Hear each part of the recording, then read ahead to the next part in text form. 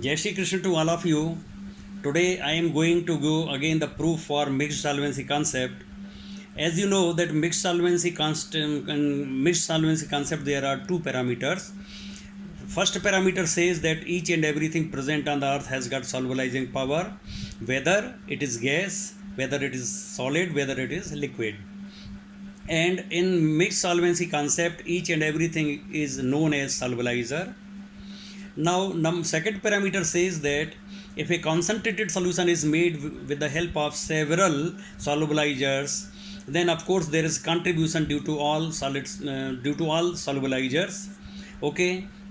Now, the fixed dial they also contain solids as well as liquids, and they are in the solution form. These glycerides of free fatty acids, they are in a liquid state in solution form, and but they means the fixed dials are known as solvent, but they are chemically they are not single chemical entity. Just like in methanol molecules are there only water molecules, but in fixed dials they are not chemically means single entity. Okay, so you will see this. Firstly, you see here. Now these are the physical states of some glycerides of free fatty acids at room temperature. Okay, number one, glyceryl monostearate is solid at room temperature. Glyceryl tristearate again solid. Glyceryl monooleate solid. Glyceryl dioleate it is liquid. Glyceryl trioleate is liquid. Then your glyceryl dipalmitate solid, tripalmitate solid, tribehinate solid, monobehinate solid, trilinoleate solid.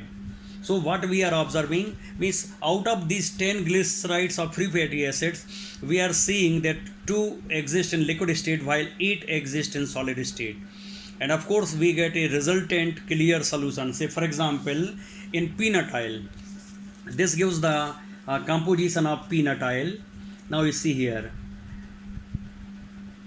constituents of peanut-oil, it contains various glycerides of stearic acid 3.1%, palmitic acid 8.3%, oleic acid glycerides 56%, arachidic acid 2.4%, behinic acid glycerides 3.1%, lignoceric acid glyceride 1.1%, linoleic acid 26%. Now you see here number 3, oleic acid glycerides are largest in composition, about 56% are there, and we have seen that glyceryl monooleate is solid, but dioleate and trioleate glyceryl they are liquid at room temperature. So your peanut oil is a solution containing these liquid glycerides of free fatty acid di and trioleate in large proportion, and other remaining glycerides are in dissolved state, whether they are solid or whether they are liquid. So in this way we are seeing that the peanut oil contains a large number of glycerides of free fatty acid, but it is a clear solution, it is a clear liquid, and of course it is known as solvent. In our books we see that vegetable oils are solvent, but chemically they are not single entity, they contain a large number of glycerides of free fatty acids. Okay, whenever we dissolve some drug in peanut oil for example, then what happens, it means the solubility is due to the contribution of all the liquid type of glycerides of free fatty acids, as well as due to contribution of solid glycerides of free fatty acids. So in this way we get a resultant solubility. And we also know that if we take different samples of peanut oil, they differ in composition, and that's why we have difference in the solubilities of a particular solute. Say for example we see the solubility of drug D in two peanut oil samples, there will be difference in the solubilities because they contain different proportions of solid as well as liquid glycerides of free fatty acids. For example, you see, suppose we take only one sample of peanut oil and we find out the solubility of a drug D. Suppose the solubility of drug D in a particular peanut oil sample is 2%. Now, if we add a solid glyceride of free fatty acid, glyceryl monostearate in 5% concentration we dissolve in this oil. Now the solubility of that drug D will not be 2%. Either it will be greater than 2% or lesser than 2%. Why? Because of the contribution of this solid solubilizer, glyceryl monostearate. Okay, so what we are seeing now, of course, whenever we dissolve something in phenyl, what happens? Hydrogen bonding weak van der Waals forces, they take place between the solute molecules and the molecules of glycerides of free fatty acid, which are large in number.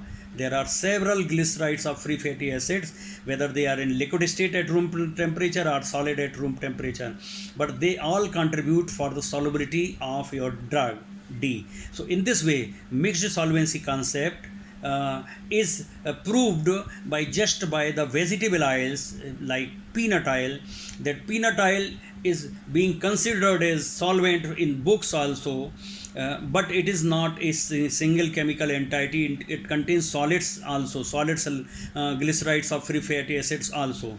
So here the peanut oil says that, means this study says that solids have also got solubilizing power, as well as if you combine the different solubilizers in a making a particular solution, the solubility is due to the contribution of all these present, you may say, the constituents, all the solubilizers present there. So in this way, mixed solvency concept is proved in peanut oil itself. Okay, now this is 24th video. Before this I have sent video RKM lecture series 1 to RKM lecture series 23.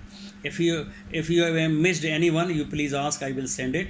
Also there were two audios, RKM audio 1 and RKM audio 2, and today is 1st May 2020. So if you have missed any of these things, please ask me, I will send it to you. And please share with others, and if you have any questions, please ask. Please do not hesitate to ask any questions. Jai Shri Krishna.